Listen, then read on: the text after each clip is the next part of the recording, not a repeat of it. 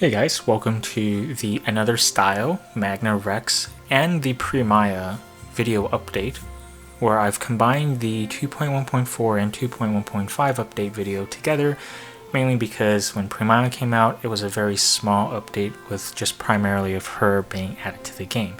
But with this said, there is a bit of more content added to the game, and I just want to go over it, so let's dive right in. So what is new? We're gonna get new characters added to the dreams.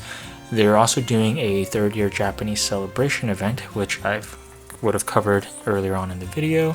But I also want to note that there's a Star Dream encounter available where the newest Another Style Claude is selectable in that Star Dream encounter. You can pretty much buy him off the bat if you want, but do note that they're also adding the Whispers of Dream, where you can summon one free unit every day, that you could try your luck to see if you can get him or someone that you would really want before committing to your selector. And they've also added the Nagi and Ewan manifestation weapons to the game. So let's go over Premaya real quick. She comes in rarities of 4 to 5 stars. Her element type is Earth, she's a piercing bow ring user, and her type is Light. Her Valor Chant is Auxiliary Brain, Initiate Lethal Mode. She will buff the power of all party members by 30% and will reduce the enemy's physical resistance by 20% for 1 turn. You can get her dual Persona Tome in Xeno Domain Very Hard. Here's also the skills provided by the wiki for the Another Eden, and also a recommended list of what type of weapon for her to equip. At her release, she's actually a very good Earth unit, but if you already have a full Earth team, she isn't necessarily required, but she will be a very strong addition to your team if you want a Earth unit. Next, we have Magna Rex Claude Another Style. He comes in rarity of 5, his element is Wind, he's a Pierce Bow Ring user, and his type is Light. His Valor Chant, a Battle for Royal Honor, will deploy a Wind King stance and will reduce the physical resistance of all enemies by 20% for 1 turn. He is going to be the first wind zone provider in the game, so he should be very sought after if you want to be on top of the meta. You can acquire his Magna Rex Treatsy by any random chance encounter in any very hard dungeon or in certain dungeons that require 2 green tickets, and you can also obtain 2 of his Treatsies in the Nopal Weapon Shop. Here are also his skill sets. As you can tell, he gains some extra skills, especially his last 2, which makes him pretty good. He's going to deal some pretty good damage numbers for himself. That also increases his own damage output since he is a bow user as well as providing the all-important wind zone. I do want to specify that in the future we will be getting another unit called Vienna Another Style. She will actually be a potentially better pick over Claude Another Style because not only does she provide wind zone as well, she does very good amount of damage. I believe if so as much as Claude Another Style, but also she provides heals for her team, which she comes in a better all-around package. But that is down the line if you're willing to wait for her.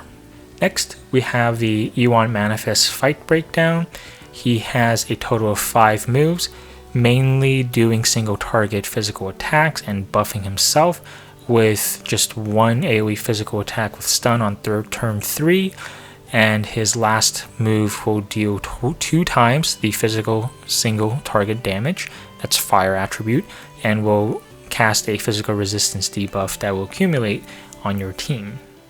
This is also showing what Ewan's 2 enhanced skills will be at if you get his weapon at plus 10, and some of the suggested team comps for this fight.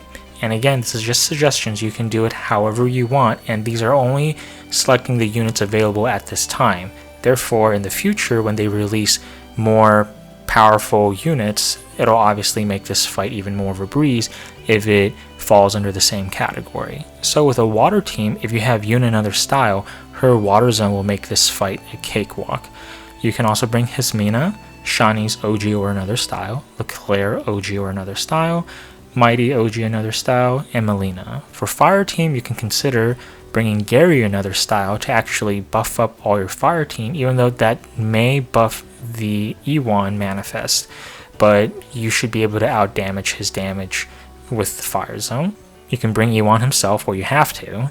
Akane another style, Lovely, Xian, OG, or his another style, and Aldo are great picks.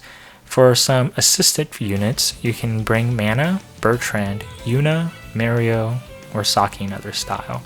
In this fight, he has no weakness, and he does resist wind and earth. Next, we have the Nagi Manifest fight breakdown. This fight is definitely going to be a little bit harder than the Ewan fight, just because she has a few more extra variables to take into place. She's going to summon 2 squids right off the bat, and her turn 1 she'll strength buff all her allies, and then her second move will be a physical single target. In fact, most of her skills are single target physicals with either a heal added on turn 3, or if you've killed the 2 squids, then she will summon on turn 4. Unless they're still up, then she'll do a single target physical damage, and then she'll switch to earth physical attacks, with her final attack being a earth physical ×2. Now the squids are annoying because every time they attack, they will deplete the mana of whoever they attack, and their attacks are random. They either attack a single target with water damage, or they'll attack in an AoE water damage with the mana drain attack as well.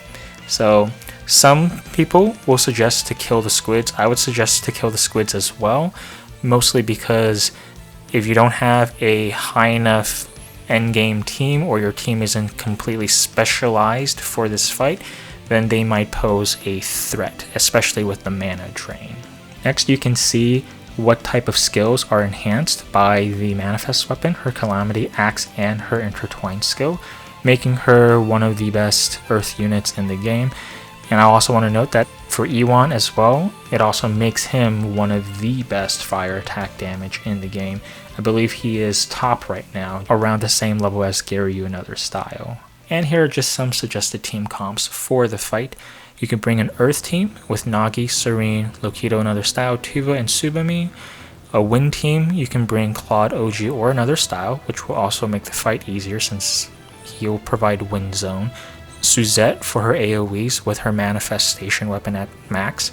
Felmina, OG, or her another style, which will be released in the future. But for Felmina, you also would suggest to have her manifest at +10 as well. Isuka with her manifest at +10, and Azami. And some assistive characters that you could consider bringing would be Dunarth, Mana, Mario, OG or AS, Yuna, and Bertrand. And for the Nagi fight, just note that she has no weakness and is resistant to fire and water. Anyways, that wraps up this video, guys. Hopefully you guys are going to get a lot of good units, since there's going to be 3,000 Chronos to pull, so that's at least 30 pulls for everyone. And if you do end up buying the Star Dream Encounter, which I would suggest if you really love the game, therefore you could pick whatever unit you want. If you have crappy RNG, then I hope you pick the favorite unit that you want to get. Anyways, guys, hope you enjoy this video. I'll see you guys in the next one, and take care. Goodbye now.